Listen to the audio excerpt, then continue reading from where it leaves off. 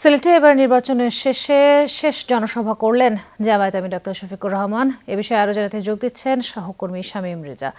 শামীম, শেষ নির্বাচনী জনসভায় আমরা যতটুকু শুনেছি, আপনার কাছে আরও জানতে চাই জামায়াত আমির কি বললেন, কি প্রতিশ্রুতি তিনি দিয়েছেন। প্রচারণা এতদিন চলছিল রাজধানীর বাইরে, সেই প্রচারণাটা জামাত ইসলামের আনুষ্ঠানিকভাবে আজ শেষ হলো এবং সেই জনসভা আসলে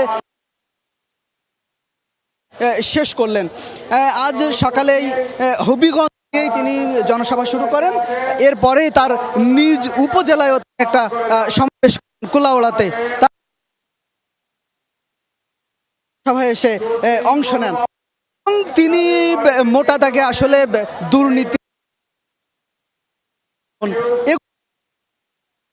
তিনি বারবারই বলার চেষ্টা করেছেন, দেশের মানুষ যদি জামাতকে আসলে ক্ষমতায় আসার সুযোগ করে দেন তাহলে তারা দেশের উন্নয়নে কাজ করবেন এবং অন্যরা যেমন শুধু প্রতিশ্রুতি দিয়ে আসলে থেমে যান, তারা সেই প্রতিশ্রুতিগুলো পুঙ্খানুপুঙ্খভাবে পূরণ করবেন, এমনটাই তারা বলছেন যে অন্যান্য দলগুলো গত ৫৪ বছর ধরে দেশটাকে